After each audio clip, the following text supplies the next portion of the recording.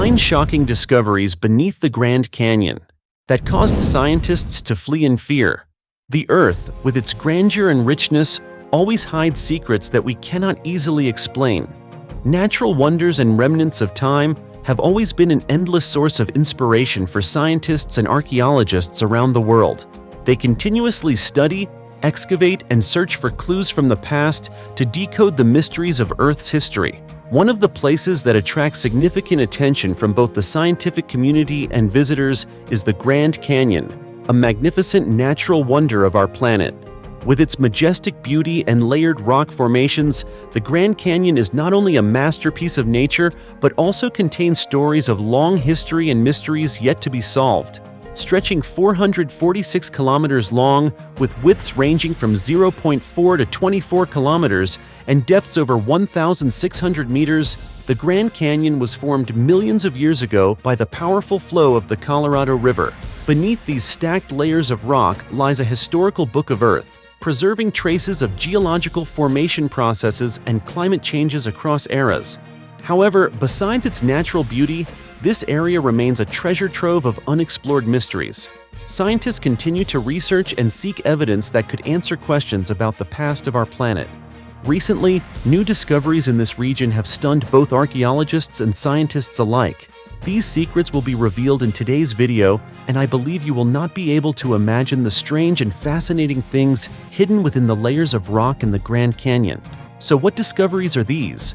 What have archaeologists uncovered here? Let's explore together in the video. 9 mysterious discoveries in the Grand Canyon. The isolated native village in the Grand Canyon. The Grand Canyon in Arizona is one of the most popular tourist destinations in the United States. This area still holds many secrets. One of the most intriguing hidden areas is the Supai Village in Havasu Canyon, a branch of the Grand Canyon. The Supai Village has been home to the Havasupai tribe for over 800 years and is possibly the most isolated village in the U.S. Although the village is only 13 kilometers from the nearest road, cars cannot reach it due to the rugged mountain terrain.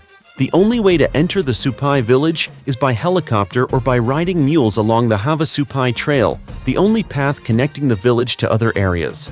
Supai is one of the most remote places on Earth, and it is the only place in the U.S. where mules are still used for mail delivery. The name of the tribe, Havasupai, means people of the blue water, originating from the bright blue color of the Havasu River that flows through Havasu Canyon and the Supai village before it flows into the Colorado River. The Havasupai tribe is the smallest Native American community in the U.S., with a population of about 600 people. Before European settlers arrived, the Havasupai tribe lived in a vast area roughly the size of the state of Delaware. The tribe cultivated land in the open areas of the canyon, using the abundant water from the Havasu Creek to grow corn, squash, watermelon, and beans. In winter, the residents would harvest their crops and then move to the canyon's edge, where the men would hunt deer and antelope while the women wove baskets. However, this simple lifestyle was disrupted in the early 19th century when miners and ranchers appeared, seizing land and pushing the Havasupai people deeper into the canyon. Silver mining and the construction of the vast Santa Fe Railroad actually destroyed the tribe's fertile agricultural land. Moreover, the establishment of the Grand Canyon National Park in 1919 pushed the Havasupai tribe to the brink, further depriving them of their land. It wasn't until 1975, after nearly a century of legal battles, that the U.S. government restored the tribe's ancestral land. Today, the Havasupai people still grow crops and weave baskets, but their main source of income comes from tourism. Over 20,000 visitors come annually to explore the village and admire the breathtaking waterfalls in Havasu Canyon. In the village, there are various services for tourists, including cafes, grocery stores, inns, and a post office. The village also has schools, churches, and other important buildings. Notably, the stunning waterfalls in Havasu Canyon are a major tourist attraction, formed when the Havasu River flows through the canyon. The Mooney, Navajo, Havasu, and Beaver Falls, with their crystal-clear waters and limestone bedrock, are about 10 kilometers from the Supai village, providing a natural advantage for the village to develop its tourism industry. If you're an explorer at heart, this place would be an ideal destination for you. Ancient Egyptian artifact found 3,000 years old. An archaeologist has uncovered an ancient Egyptian settlement in the Colorado Canyon region of the United States, dating back thousands of years, effectively overturning the modern historical view that Columbus was the first to discover the New World. In recent years, more evidence has emerged, suggesting that ancient civilizations, including Egypt, China, and even the Olmec in South America, successfully undertook ocean voyages, though these achievements were not recorded in history books. For many people, the idea that there was once an ancient Egyptian colony in North America seems like something out of a Hollywood film, not a real-life possibility. However, according to the front page of the Arizona Gazette on April 5, 1909, an archaeologist made a strange discovery in the marble area of the Grand Canyon, suggesting the presence of ancient Egyptians in North America thousands of years ago. The findings almost certainly confirm that the people who inhabited these mysterious caves, carved into the hard stone by human hands, originated from the east, perhaps from Egypt, dating back to the time of Pharaoh Ramses. Mr. Kincaid was the one who accidentally discovered the cave complex, or rather, the underground city of the Grand Canyon, while traveling by boat down the Colorado River from Green River, Wyoming to Yuma. According to him, the cave was nearly inaccessible, with its entrance located beneath a steep cliff more than 450 meters high. Inside the cave, there was a large passageway, 3.6 meters wide, which narrowed as it went deeper, reaching only about 2.7 meters at the back. After proceeding about 17 meters, two new passages branched off to the left and right. On both sides, there were several rooms, some as large as a modern living room, while others were smaller, ranging from 9 to 12 meters, with oval-shaped doorways. A total of several hundred such rooms were cataloged. Inside, many artifacts were found, including weapons, brass musical instruments with sharp steel-like edges, indicating a high level of civilization among the inhabitants. About 30 meters from the entrance was a cross corridor, around 60 to 90 meters long, which contained statues and carvings of gods representing the belief system of the people there. The figures were seated cross-legged in a lotus position, holding a lotus flower or lily in each hand. The facial features of the statues resembled those of Eastern people, as did the carvings. The statues closely resembled the figure of Buddha, although scientists were uncertain of the exact belief system. However, considering all the factors, it is likely that this belief system was similar to that of ancient Tibet. Alongside these statues were smaller figurines, some beautifully shaped, while others had twisted, grotesque forms that may represent good and evil. Behind the pedestal where the god sat, there were two large cacti, their stems extending outward on either side. Everything was carved from hard stone resembling marble. At the opposite corner of this cross corridor were various work tools made of copper. These people clearly knew how to harden materials, a skill that has been attempted to be replicated with various chemicals over the centuries, but has never produced the same results. Other findings included artistic and finely crafted gold and copper vessels, as well as enamelware and polished porcelain containers. Another passage led to a grain storage area, typical of Eastern temples, containing various seeds. One of the largest rooms was the tomb, where mummified bodies were found, with walls slanting back at about a 35-degree angle. Along these walls were rows of mummies, each in its own compartment. At the head of each mummy was a small stool, with copper cups and broken sword pieces. Some mummies were wrapped in clay, while all were covered in bark. Radiocarbon dating showed that the oldest mummy dated back to around 1600 BCE, which aligns with the time when the Egyptians may have reached the Grand Canyon region. The cave complex could have comfortably housed about 50,000 people. One theory suggests that today's native tribes in Arizona may be descendants of the peasants or slaves of the people who once lived in these caves. 313-million-year-old fossilized footprints. Finding fossilized footprints in the Grand Canyon is not unusual, but Professor Krill's discovery turned out to be even more significant than he had realized. What he accidentally uncovered were the fossilized tracks of the oldest vertebrates ever found in the Grand Canyon National Park, dating back about 313 million years. They represent one of the earliest traces of shelled egg-laying animals, such as reptiles, and the first evidence of vertebrates walking across sand dunes. The rock containing the footprints was revealed after a rock face collapsed. Although the rock was located along a trail, it had apparently been overlooked until krill discovered it. Researchers have indicated that the footprints belong to two separate animals walking on the slope of a sand dune. The shape of the footprints reveals a special walking pattern that scientists hadn't previously known about early animals. This walking pattern is called a lateral gait, where the front and back legs on the same side of the animal move together while the opposite side moves similarly. However, modern four-legged animals, such as dogs and cats, usually only use this gait when moving slowly.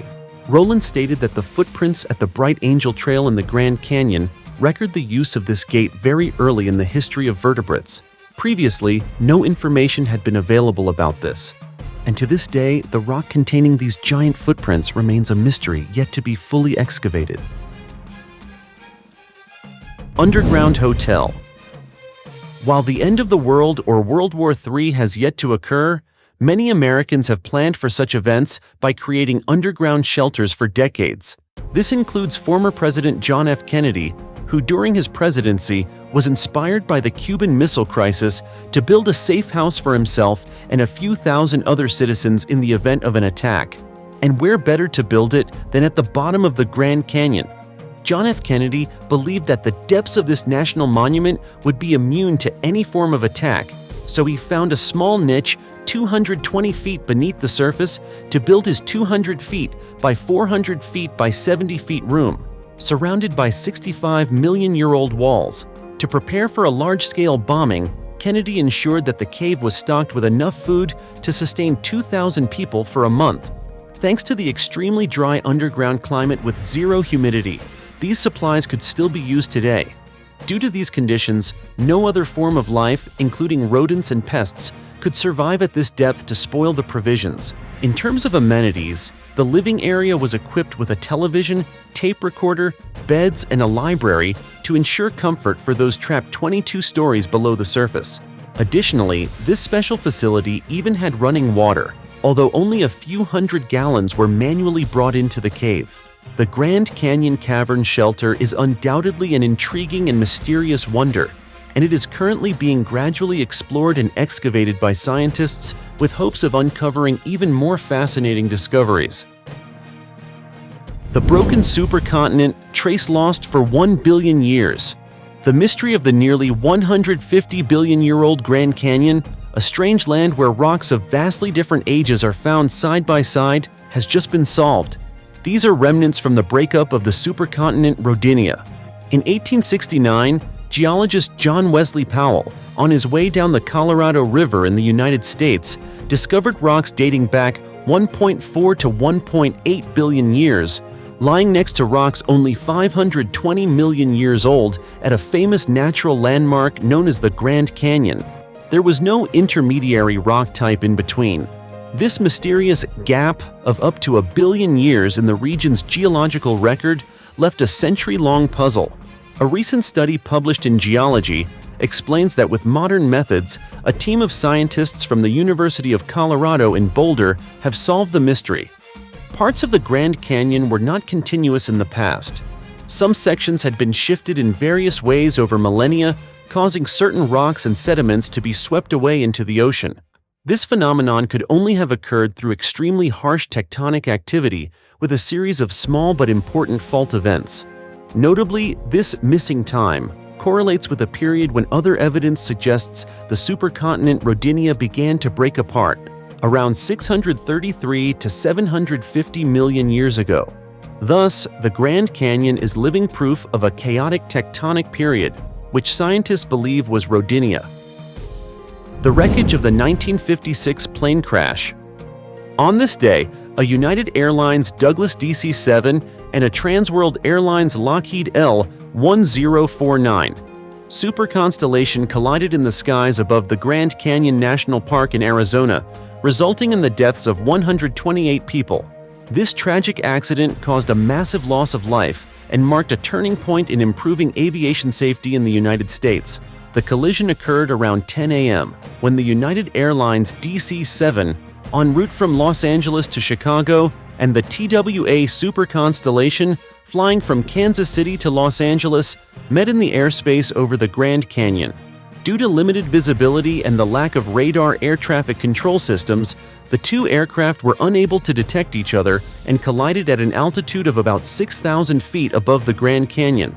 The wreckage of both planes fell into the rugged mountainous area, making rescue and recovery efforts extremely difficult. However, after years of searching, the discovery of wreckage from the crash site attracted the attention of the public. Remains and debris from both aircraft were found in remote areas of the Grand Canyon National Park.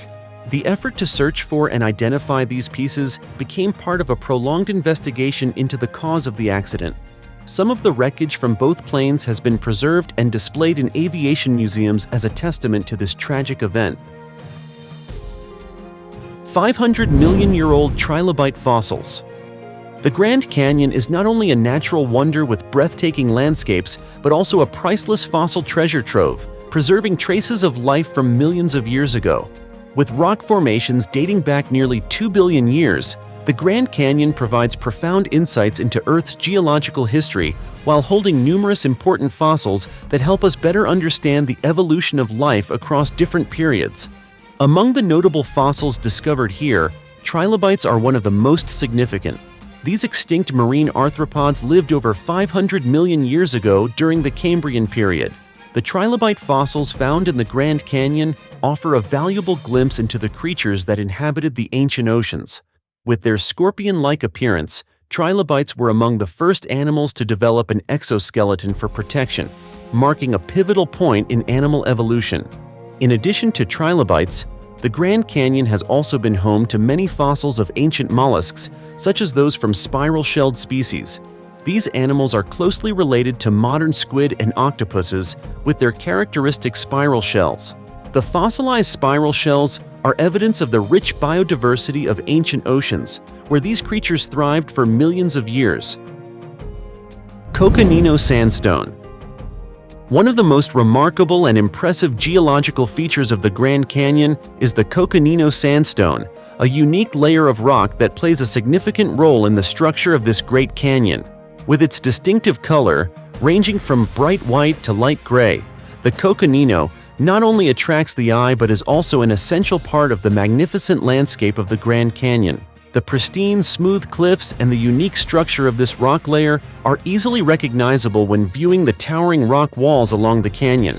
The Coconino Sandstone was formed over 275 million years ago during the Permian period, when the area was once covered by vast sand dunes.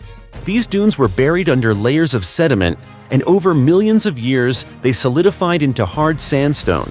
This process resulted in the unique structure of Coconino Sandstone, with superfine sand layers and ancient wind traces still visible on the surface, creating a breathtaking image, much like ancient paintings. The formation and existence of the Coconino Sandstone serve as a vivid testament to the powerful geological forces that have shaped the Grand Canyon over millions of years. This structure not only impresses geologists, but also attracts visitors from all over the world, eager to learn about the Earth's formation and witness the mystical beauty of nature. The mysterious fog sea. A recent temperature inversion phenomenon has created a fascinating sight at the Grand Canyon, with a dense sea of fog covering the area. This fog began to appear on November 29th and has enveloped the canyon's crevices, especially visible from above.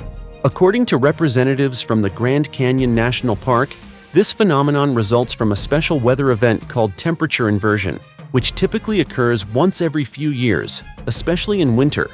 Temperature inversion happens when warm air at higher altitudes forms a giant lid that traps the cold air beneath it, especially in the canyon's deep gaps. This causes air pollution and fog to remain close to the ground and not rise. Normally, temperatures decrease with altitude, but in this case, the air above is warmer. This phenomenon usually occurs only in smaller canyon crevices, but this time the fog sea has covered the entire area, creating a rare and unique sight described as a once-in-a-decade occurrence. The temperature inversion lasted for 2 consecutive days during clear, cloudless skies, providing ideal conditions for the thick fog to form.